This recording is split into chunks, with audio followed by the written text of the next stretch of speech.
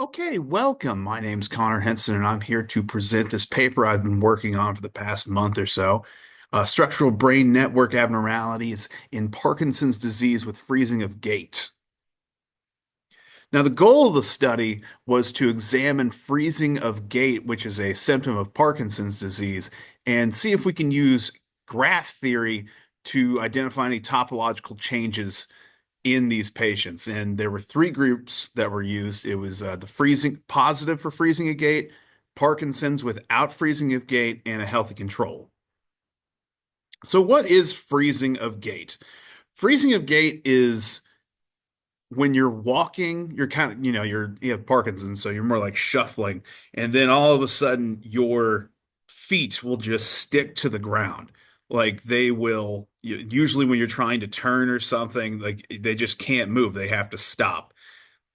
It's not well understood, and so that was the novel idea of using graph theory. Maybe we can find out where in the brain, beyond what we know already, that would show what's actually going on with it.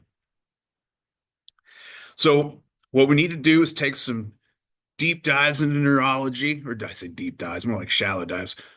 Basal ganglia, that's where a lot of this is happening and a lot where Parkinson's disease affects. The striatum is the area that affects reward and movement, and they do all those functions with dopamine, and it's in the substantia nigra where the dopamine is produced. The dopamine, it's used to work the motor area, which is very important for our freezing of gait aspects, and it's reduced in PD. You can see, let me move my little box here. You can see in the tiniest portion of the brain, the substantia nigra in a healthy individual is full and blue in this case, and you got a lot of neurons passing between the neurons, and then you have a diminished substantia nigra, which seems to be hollowed out, and then you have far less dopamine passing through to the neurons. Now, originally, I'm sure you know this because, I mean, this is your area of expertise. What I had originally planned was to have people also on this Zoom call that I could explain to, but they are busy. You know, we're adults, we got stuff to do. So I will redo this slide that you've already seen of the brain networks. The oxygenated blood, it enters different parts of the brain, and those are designated as nodes. This is big, important stuff for graph theory. And then the connections of those two nodes are called edges, and they have their own strength, which are represented in this matrix. Now, this matrix is huge. This is only, what is this, 5 to like 15? The matrices that I've been working with over this semester have been 216 by 216. So it's a huge, huge matrix with a ton of data. And then once you have that data, you can organize it into different forms of graph theory in the brain. You can see they correspond. Like the magenta is like the magenta here, the blues are the blues here, greens are there. It's very novel and interesting. Structural connectivity, that is the main aspect that's being explored. Let me move my box again. Um, so these are the physical paths that transmit the signals, that transmit the connections of the edges. And they are very complicated in that there's not just one.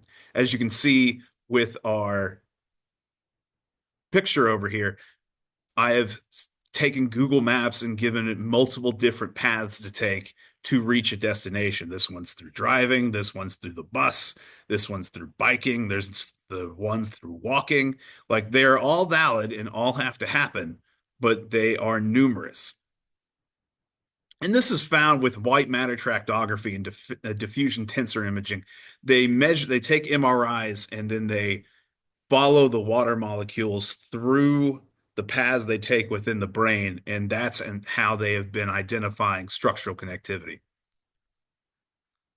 Now, we do have to do, if we're going to sit here and talk about the graph theory of freezing of gait, you got to know all the main properties. So there's a lot of them. A lot of that's probably just to tell you is probably the best way to explain it. So the local network efficiency.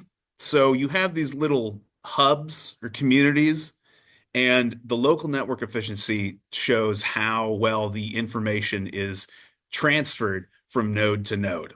The clustering coefficient and the subsequent normalized clustering coefficient show how close these nodes kind of aggregate together and connect within each other. Small worldness, it is a factor of both the clustering coefficient and the path length between each of the nodes. So they're clustered, if they're clustered well and there's really a bunch of short paths, you got a good community there. The degree centrality is how well different nodes are connected to other nodes. You like it's a basic kind of thing of as you would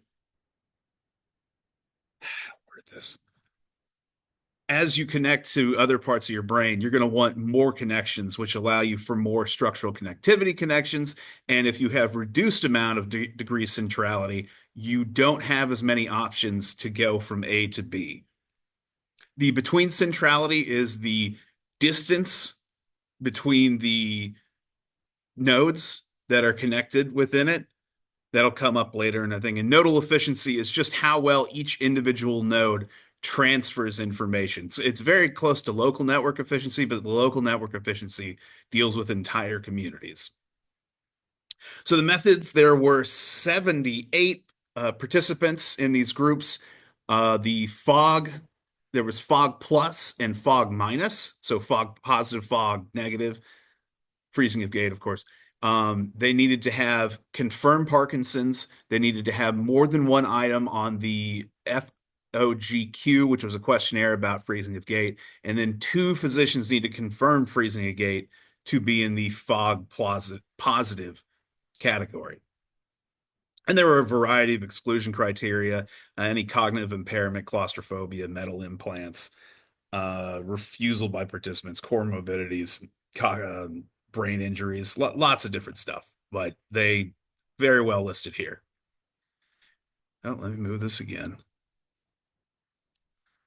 So the methods here, they used lots of MRIs, lots of T1 weighted MRIs, and then used diffusion tensor imaging, which we talked about earlier, which used the fMRIB diffusion toolbox to analyze the data. And you eventually got fractional anisotropy, which is what you were following the water molecules through all the tracks. This is what you can kind of see it. It looks, let me just go back to the original.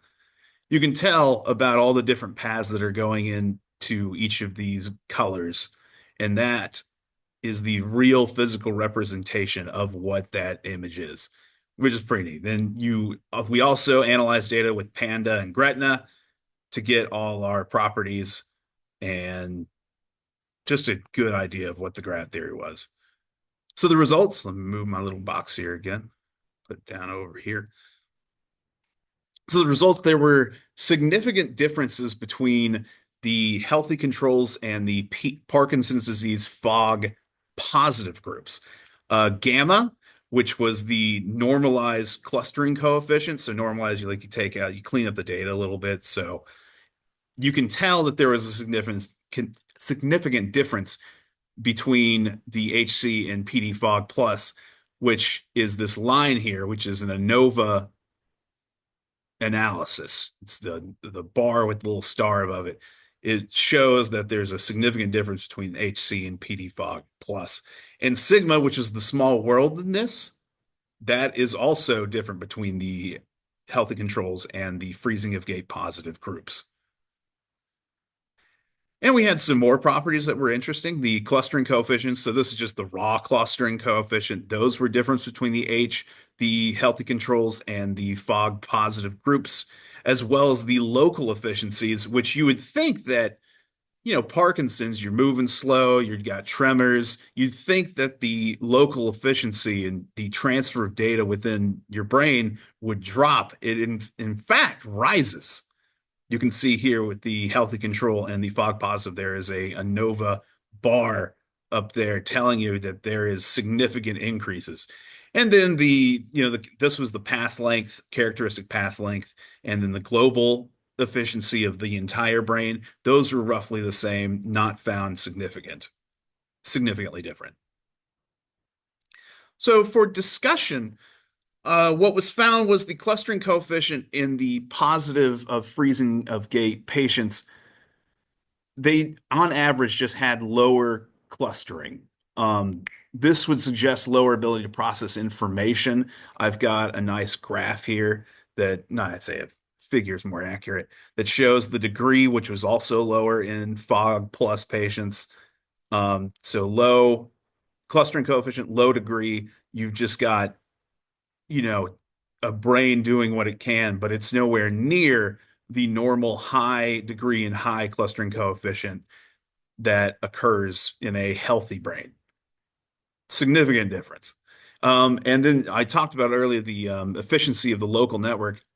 I believe it's higher. It's higher and it's increasing randomization. I think it's trying to find more paths for structural connectivity.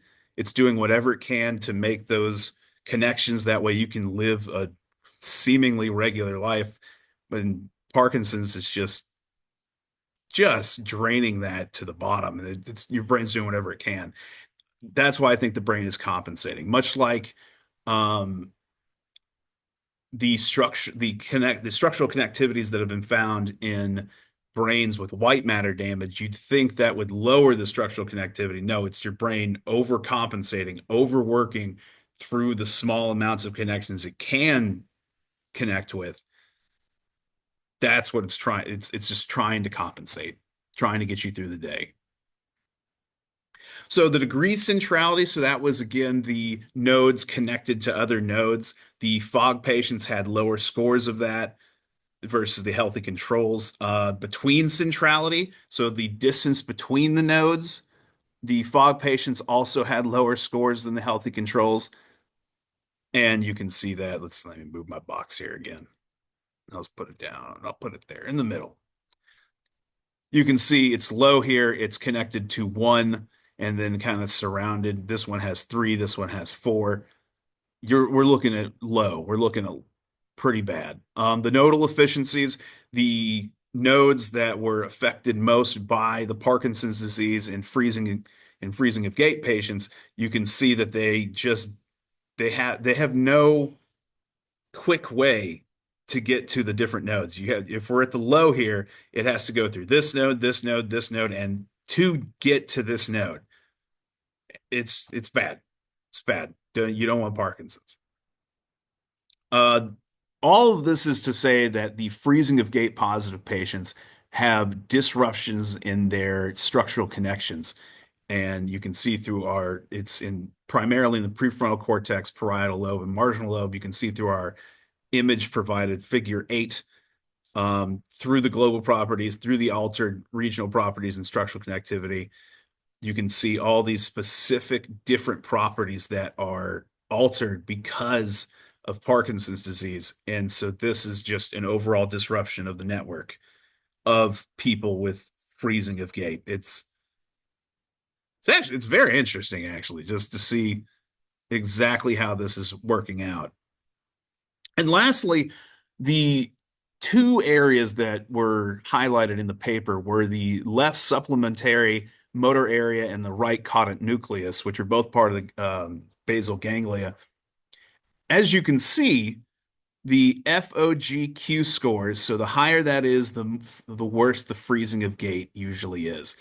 As the between centrality decreased, you had higher instances of freezing of gait. But as you increase the between centrality, you got shorter path lengths between the nodes, your freezing of gait became less and less severe.